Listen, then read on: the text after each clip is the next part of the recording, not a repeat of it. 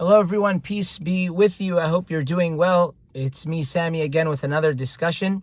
So last we spoke, we talked about the ELF, the Eritrean Liberation Front. We spoke about how they formed, where they were based. We talked about who their leaders were. We talked about the first shots fired at the start of the revolution in 1961 by Hamid Idris Awate. And where we left off last was quite an interesting sentence. And it was, the formative stage was therefore not very much encouraging.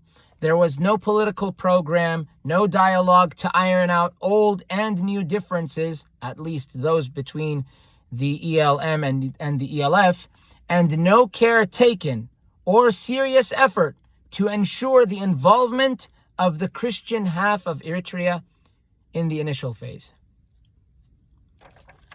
This involvement of the Christians, or lack of involvement, will come back to, will bite the ELF in the tail later on. So, in any case, I usually like surprises, but in this case, I guess this is more of a serious talk, but it's more of a serious talk. In any case, today we talk about the foreign factor. Before anything, I will talk about the foreign factor, and we're going to talk about the unsteady growth of the ELF. And we just might finish this section. Let's see. We just might finish this section. So in any case,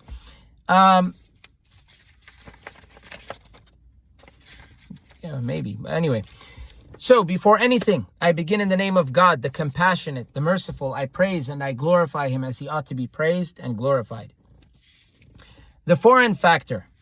At the beginning, the Eritrean struggle had no outside supporter. The Eritrean Muslims knew that it was Pakistan, Iraq, Saudi Arabia, and a few other Muslim and Arab states which had supported, together with the socialist bloc, the draft proposals on Eritrean independence in the UN. They in the early 1960s felt that these two camps, or at least that of Islam, could be sympathetic to and supportive of the Eritrean cause.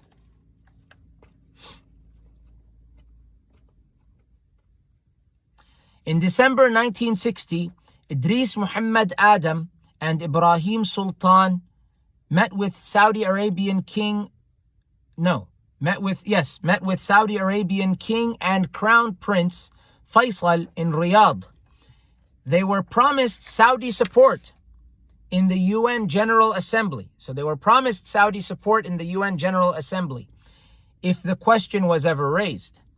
Schroeder mentions that it's an interview with Idris Muhammad Adam.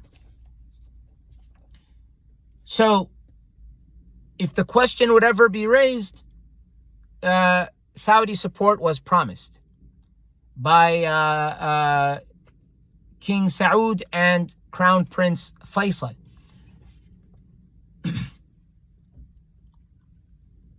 A year later, Adam and Sabbe, Uthman Saleh Sabbe, also known as Usman Saleh Sabbe. So a year later, Adam, Idris Muhammad Adam, and Sabbe were welcomed in Mogadishu.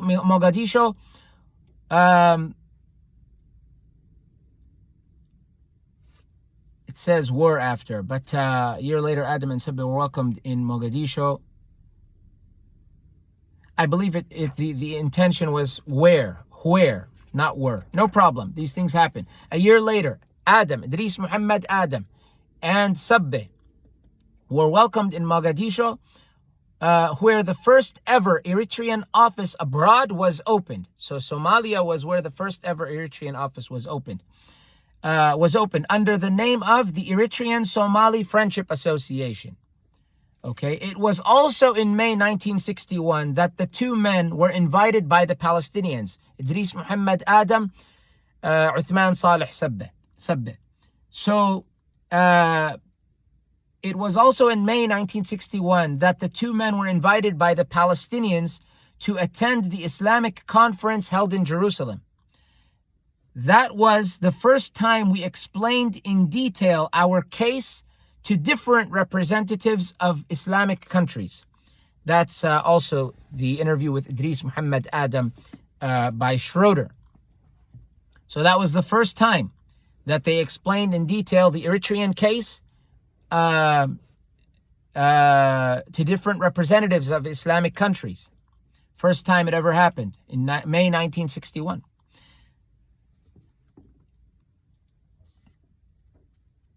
Recounted Idris Muhammad Adam. King Hussein of Jordan and other leaders were also notified of Eritrea's problem. Only Syria was responsive that year. Its radio, Syrian radio, welcomed a struggle for Eritrean independence.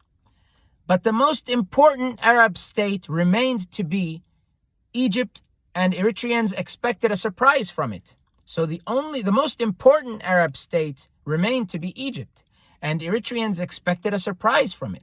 However, that great expectation never materialized because of Nasser Jamal Abdul Nasser, the tyrant who used to rule Egypt. Because of Nasser's wider African interests, in which Ethiopia and her emperor had a heavy weight. In addition, the non-aligned movement, NAM, born at that time in Belgrade, saw Nasser's role moved to center stage. Heir apparent to the grand old revolutionary Marshal Joseph Broz Tito of Yugoslavia. So heir apparent to the grand old revolutionary Marshal Joseph Broz Tito of Yugoslavia. Nasser could not now be seen as exporting revolution to neighboring non-Arab countries, but rather envisioned himself as a pan-Arab, anti-colonial, non-aligned unifier. That's one thing about these people. Just to be clear, Abdul Nasser, even Syria, Hafez al-Assad, Saddam Hussein, Muammar al-Qaddafi, these four, maybe at least one other that I'm missing, possibly Algeria, I'm not sure. These were all Arab nationalists. They were very, very into pan-Arabism. Maybe in response to Ottomans, I don't know. But they were very, very into this pan-Arab thing. Yemen. So that's why, so for example, I think Syria and Egypt were once became one somehow. Syria, Egypt, maybe Iraq too. They all somehow became one. Whatever the case, these people were Arab nationalists. And that Arab nationalism was bad. It was bad for their health. It was like smoking. It was bad for their health because many people wanted it, but at the same time, you had people that were spiritual that didn't want that to be the case. Because historically in Islam, everyone is included. Historically, and this is how Islam is. That's my understanding. Maybe I'm wrong, but this is what I believe to have been the case. That's why there was this wrestling match between people that were religious and then people that were not religious. But at the end, neither of them won.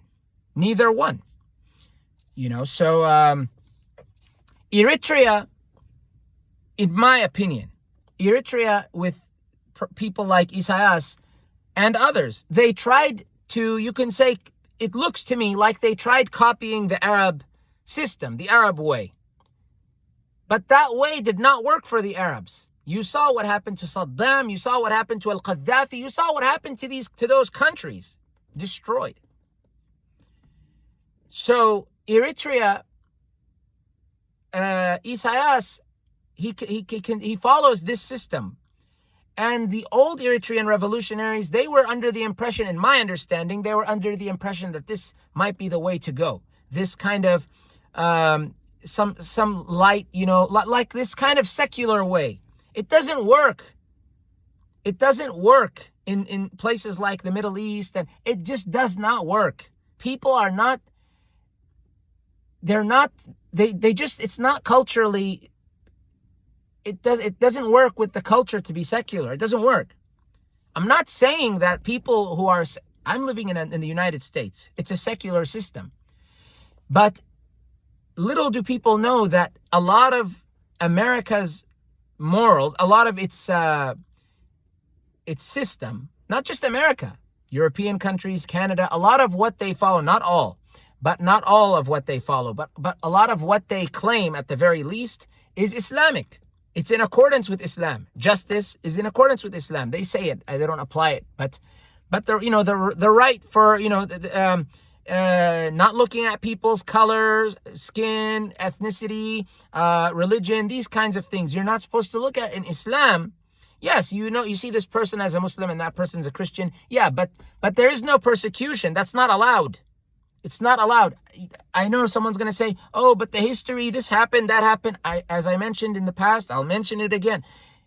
Don't judge Islam by Muslims or people who claim Islam.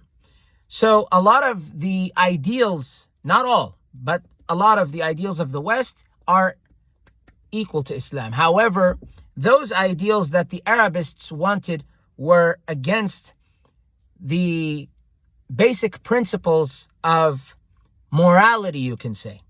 Morality. The way that men behave with women, the way women behave with men, the way that people behave towards each other. There are principles. They exist in Eritrea. They exist in Ethiopia. But when you have these stupid socialist values or secularist ideals coming into these countries, people lose that. And you end up with crazy people, crazy, moronic people who have no morality. Believe me, in this world, if you have no morality, you get nowhere. You get nowhere. With no morality, you get nowhere. This is how it is. When you see presidents meeting each other in front of the world, they're the dirtiest people, right? Some of the dirtiest people you see on the planet. But they wear the best of clothing. The best of clothing. Even the person from the poorest country he's wearing the best of clothing, the nicest of ties, there's this protocol. There are ethics and protocol. This is a part of morality. They don't just come in looking like slobs, even though they are slobs. Because by nature, there is something called morality. There is something that, I have to, in front of these people, show a face. Yeah, there has to be a face that's shown. So in any case, Abdul Nasser, I believe means it means God. It's one of God's names. Abd means like Gabre. Abdul Nasser, the servant of Nasser, I think means the helper, the one who helps you, God. That's not what he was. He was Gabre Satan, Abdul Shaitan. So Gabre Satan, the slave of Satan. So Abdul Nasser envisioned himself as a pan-Arab, anti-colonial, non-aligned unifier. The question of Nile waters, of which 80% originate from Ethiopia, which is also a question that's being discussed these days, 80% of which 80% originate from Ethiopia, also eternally links the interests between the two. The general anticipation of Eritreans to receive some help from the emerging secular Arab nationalism and revolution definitely was an important influence that hastened the start of the Eritrean armed struggle in 1961. So it definitely was an important influence that hastened the start of the Eritrean armed struggle in 1961, although it failed. The armed struggle, in one way or another, failed. Independence was achieved, but the desired result was far from achieved. These Higdef people don't know what the hell they're talking about. They think they do. It's just an illusion. Everybody knows that. These people are on. They're not even on drugs. They're mentally sick. So, in any case, B, unsteady growth of ELF. Unsteady growth of ELF. B, unsteady growth of ELF. Pan-Arabism frightens Ethiopia. Despite the political and material shortcomings of the initial stage, the armed struggle continued to grow slowly, at times surviving serious problems which had the potential of terminating it in an utter failure. At times, surviving serious problems which had the potential of terminating it in an utter failure. Its salvation constantly depended on Ethiopia's alienation of the Muslim half of the Eritrean population. So its salvation, the survival of this movement, the ELF, its salvation constantly depended on Ethiopia's alienation of the Muslim half of the Eritrean population, whom it indiscriminately suspected of treason. So the Muslims of Eritrea were indiscriminately suspected of treason. You're all treasonous people. You're all traitors. Especially when radical pan-Arabism acquired ideological advocates in the surrounding Middle Eastern region. Especially when pan-Arabism acquired ideological advocates in the surrounding Middle Eastern region. The small armed unit of pastoralists led by the former Italian soldier, Awate, was not a sure base for a guerrilla army. To make matters worse, Awate died 10 months after having declared the armed struggle. That early start would have ended there without the soldiers from the Sudanese army who went to join Awate in 1962. Most of them could not, of course, find him alive. Nevertheless, they swore not to divulge his death and to never abandon his difficult mission. As noted earlier, those former soldiers from the Sudanese army provided the struggle with its initial leadership. Their sources of arms were the Eritrean police. Eritrean police, the latter joined them from time to time, especially when the Awate guerrillas, that's what it says, with single quotations. Awate, so the latter, the Eritrean police, joined them from time to time, especially when the Awate guerrillas made daring daylight raids at police outposts in different parts of the country looking for better arms. Then came the incessant influence of the Eritrean students in Al-Azhar. It says Al-Azhari, but it's Al-Azhar. Al-Azhar University. Eritrean students in Al-Azhar University. Al-Azhar University is my understanding, it's a seminary. It's a religious seminary where people go to learn religion, Sunni Islam. What is known as Sunni Islam anyway.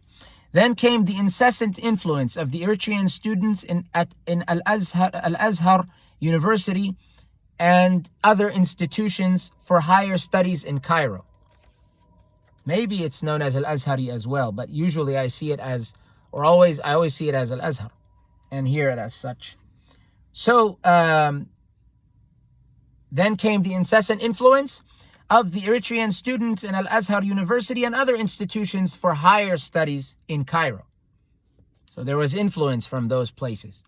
It was from Cairo and Jeddah that the first batch of 19 Eritreans went to Syria for military training and entered the field in 1964 with new automatic Kalashnikov, AK-47, rifles, or Kalashins, as the Eritreans called them.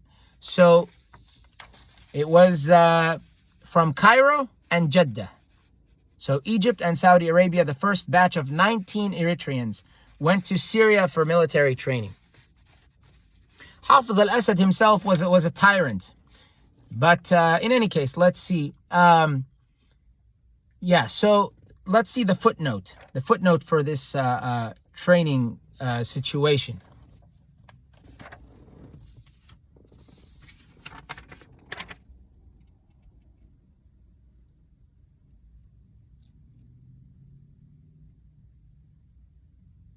Okay. Okay, we'll stop shortly. So the footnote. So the footnote says the training center at Aleppo. Aleppo is also known as Halab. Halab is the Arabized or perhaps Arabized Arabic term for Aleppo. The training center at Aleppo, Syria, graduated 300 ELF fighters between 1963 and 1968. See Markakis, page 284. The training continued at least until 1982. At least until 1982. It was also claimed that Egypt had a training center for Eritreans near Alexandria, also known as Al-Iskandariya in Arabic. Egypt had a training center for Eritreans near Alexandria between 1958 and 1964 when it was moved to Algeria. So they had a training center in Egypt, but it was moved to Algeria. See Ehrlich, page 62. So we mentioned these sources earlier on. The Algerian center reportedly had 70 Eritrean trainees in 1970. See Afro-Asian Affairs, 13th of March, 1970. I believe that might be a magazine. Afro-Asian Affairs, Afro-Asian Affairs, the 13th of March, 1970. Secondary school students of Asmara became a new force in reawakening Eritrea's separate identity. So they became a new force in reawakening Eritrea's separate identity. Secondary school students in Asmara. They became a new force in reawakening Eritrea's separate identity. Between 1961 and 1965, for instance, Prince Makonnen Secondary School in Asmara almost annually led student strikes and demonstrations in the Eritrean capital. Between 1961 and 1965, almost annually, every year, they would it led student strikes and demonstrations in the Eritrean capital. It reminds me of like what happens in Ethiopia, where a group of people start protesting, against something.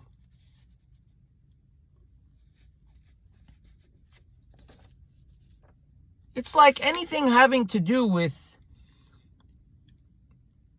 we haven't seen a truly independent Eritrea yet, like a truly free Eritrea. It's just like an open air, sadly, it's like an open air prison. May God help it, may God help it. But in Ethiopia, chaos. Anything associated with Ethiopia, chaos. Chaos. Just chaos. Anything. They have over 80 tribes. A lot of land. But chaos. Every country has someone who's happy and unhappy. But that country has a heavy number of people who are unhappy. Population upon population of unhappiness. This is what happens when you have... Anyway, so unresolved historical issues. It's sick. It's sick. May God guide, may God curse the politicians. And may God, help the people to understand that those politicians are garbage. So we have a footnote for this and for Prince Makonnen Secondary School, that the events, the protests. So the organizers for the entire 4-year period included the entire 4-year period from 1961 to 1965 of annual strikes and demonstrations. The organizers for the entire 4-year period included Walde Dawit Tamasgan, and Musa Tesfa Mikael, also known as Manka. I think that's in parentheses his name, Manka. Both martyred. In Islam, unfortunately, if people are Christian, we don't consider them martyrs. I'm just being honest. It doesn't mean we should spit on their names and hate them. It just means we don't consider them martyrs. I'm just being honest. So those people during the 4-year period, they included Walde Dawit Tamasgan and Musa Tesfa Mikael, who's known also as Manka', if I'm not mistaken, both martyred. That's what it says here. Siyum Ogba Mikael, Haile Wolde Tinsa', also known as Durur, in my understanding. Isaias Afewerki, EPLF Secretary General. Barakat Gabra Tinsa', or Tinsa'. Tinsa'e. This is, I think it's Tinsa'e. Like Mr. Tzadkan. You know, I think it's Gabra Tinsa'e, I think, or Tinsa'e. Anyway, Tinsa'e. Maybe Tinsa'e. It's in English, so, but anyway, Barakat Gabre Tinsa'e, let's call it that for now. Barakat, and then Mikael Gaber and the author. So we have Walde Dawit Tamaskan, Musa Tesfa Mikael, Siyum Ogba Mikael, Haile Walde Tinsa'e, Isaias Afewerki, Barakat Gabra Tinsa'e, Mikael Gaber and the author, and Walde Jesus Ammar. So these people, 1, 2, 3, 4, 5, 6, 7, 8. 8 people were involved in these, including the author of this text, Walde Jesus Ammar. I've told you many times in past videos, he's one of the pioneers of the revolution. Yeah, so they were all involved. So they were at one point side by side with Isaias. Of course, Isaias, had some kind of mask on. Or people knew who he was, but didn't think he would become this poison. Before he might have been a poison, but not that dangerous. Now he's proven to be a deadly poison. Okay, so the events in Asmara were emulated by students in other parts of the country. So in other parts of the country of Eritrea, people would copy. They would imitate. They would emulate. Were emulated by students in other parts of the country. That student activism had a more lasting effect on the Eritrean armed struggle than a number of other undertakings by the nationalists at that difficult epoch. So that student activism had a more lasting effect on the Eritrean armed struggle than a number of other undertakings by the nationalists at that difficult epoch. So those there was a lot of force associated with those student demonstrations, student activism. This was because a political action in the heart of the Eritrean capital was seen as a serious challenge to the locally awed and respected person of Haile Selassie, of Emperor Haile Selassie. So a political action in the heart of the Eritrean capital was seen as a serious challenge to the locally awed and respected person of Emperor Haile Selassie. That was a challenge for him. B, news of the students' activities were easily carried to every part of the country by scared relatives. So scared relatives would say what's going on.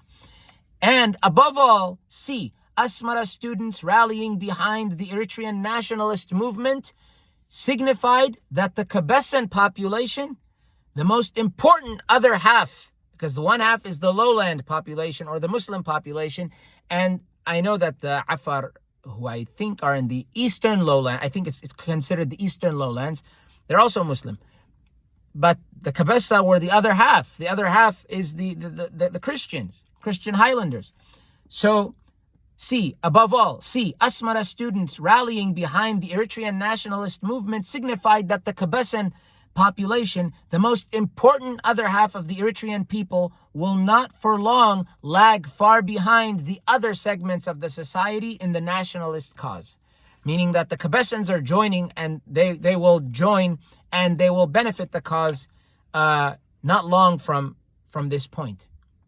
I mean, they're already benefiting the cause, but they will not for long lag far behind than behind the other segments of the society. So you see, because Asmara, I believe, how we know that it's Kabessa is because Asmara is, I believe that's the home of many Kabessas. It's a home of many Kabessas because that's highlands, Asmara. That's the Hamasiyaan area.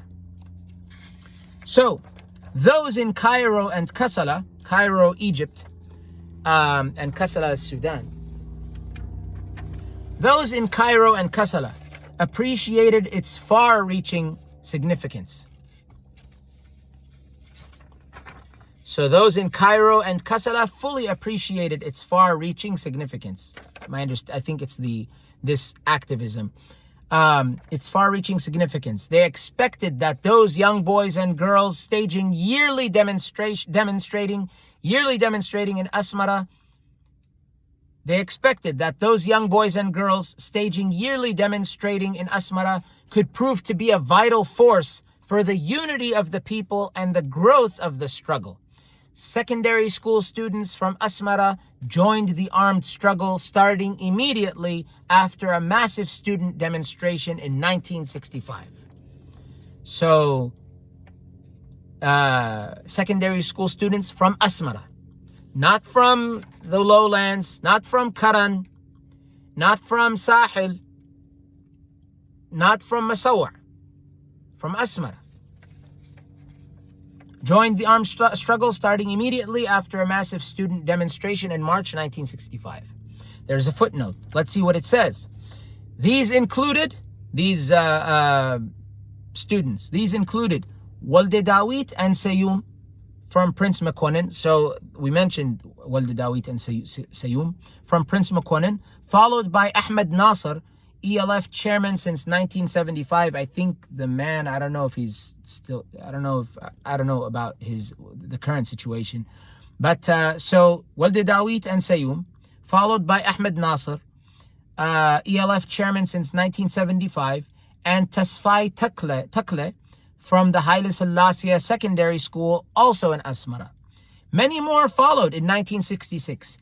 Isaias left Addis for the ELF. So he left Addis Ababa. Isaias, they were studying there, Addis Ababa University. Isaias left Addis for the ELF on the 17th of October 1966. And Haile Drur, Haile and Musa Manka maybe, on the 4th of December 1966. All three, so Drur, Musa, Manka, Drur, and Isaias, all three were seen off at the Mercato bus station in Addis by this author. So the author was there basically bidding them farewell at the Mercato or Mercato bus station in Addis. The author, Mr. Walde Jesus Ammar.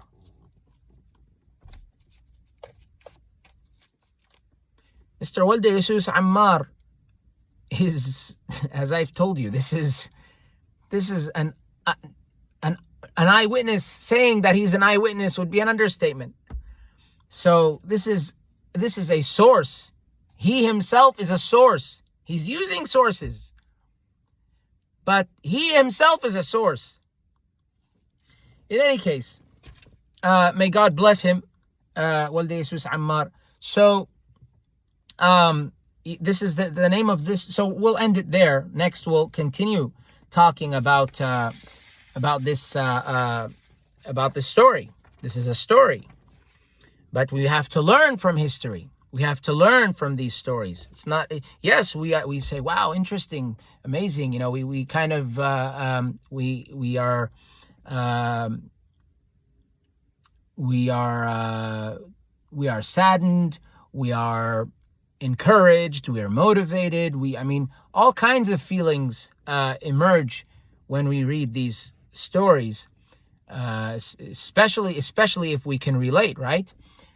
But yeah, we have to learn, from them. We have to take lessons from them and apply. Any mistakes that were made then have to be addressed now.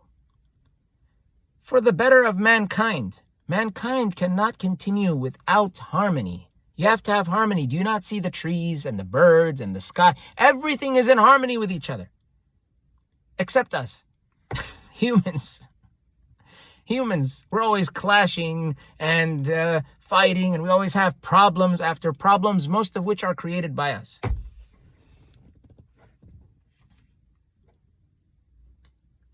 A lot of cancers, like lung cancer, is created by people.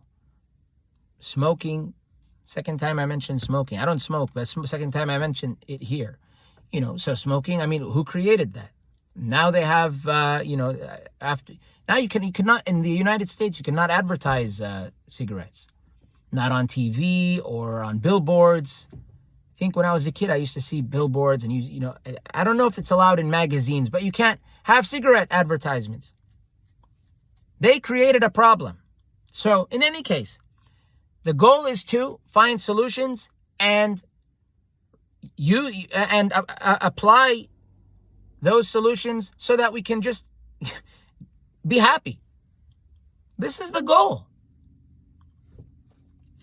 Anyway, we'll leave it there and we'll continue. The name of the text we're using, the name is, and I will include it. I said it last time, I forgot. I will include it, God willing, in the bios. The title of the book that we're using is Eritrea, Root Causes of War and Refugees. That's the title of the text. The title I'm using on YouTube is just my title for my videos. The title of the text is Eritrea, Root Causes of War and Refugees by Walde Jesus Ammar. Walde Jesus Ammar. Walde, W-O-L-D-E. Sometimes you'll find it with a space, sometimes with a hyphen. I've seen it with in one word recently. However you write it, Walde Jesus, W-O-L-D-E, space, or if you want to join them, Jesus, Y-E-S-U-S, Ammar, A-M-M as in Mary, A-R, Walde Jesus Ammar. And you'll find the PDF online right away, God willing. So, that's the book we're using. In any case, it's good to be with you again. I'll see you guys the day after tomorrow, God willing. And always keep safe, be well. God bless you. And peace be with you. And I'll see you next time, God willing.